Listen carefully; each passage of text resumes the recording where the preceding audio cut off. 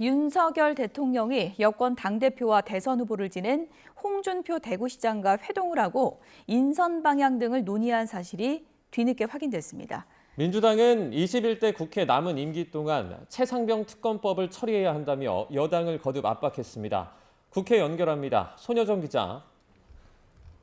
네, 국회입니다. 네, 윤 대통령이 홍준표 시장 이틀 전에 비공개 만남을 가졌다고요.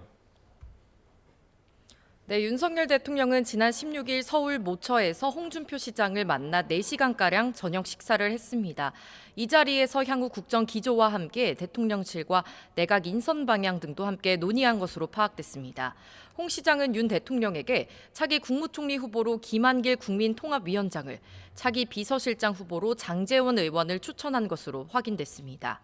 이들을 추천하며 비서실장의 덕목으론 정무 감각과 충직함을, 총리 후보는 사심과 야욕이 없으면서 야당과 소통이 되는 인물이 필요하다고 조언한 것으로 알려졌습니다. 홍 시장은 YTN에 이들을 추천한 사실을 인정하면서도 가부는 대통령이 판단할 문제라고 밝혔습니다.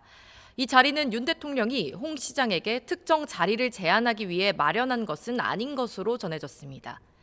대통령실은 여당 총선 패배 이후 인적 개편 방향을 고심하고 있는데 박영선 전 장관과 양정철 전 민주연구원장 등 야권 인사 기용설이 불거지며 정치권이 술렁이기도 했습니다.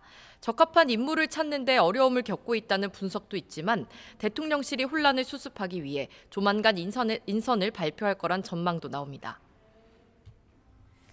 21대 국회 임기가 이제 한 달여 남았는데요. 국회에서는 쟁점 법안 처리 문제를 두고 신경전이 가열되고 있죠. 네, 민주당은 전세 사기 특별법, 민생 법안과 함께 최상병 특검법을 21대 마지막 임시회인 5월 국회에서 반드시 처리해야 한다고 압박하고 있습니다.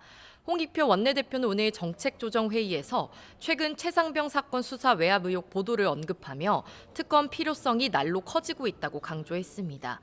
하지만 윤석열 대통령과 여당은 여전히 특검법 반대만 일삼으며 민심에 역행하는 오만과 만용을 보이고 있다고 날을 세웠습니다.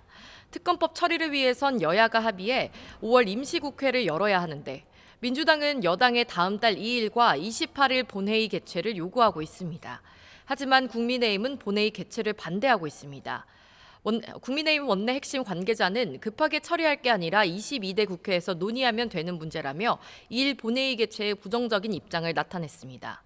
이에 민주당은 2일 본회의는 잠정적인 아니라면서도 5월 임시회를 열기 위해 할 수 있는 역할을 다 하겠다는 뜻을 분명히 했습니다.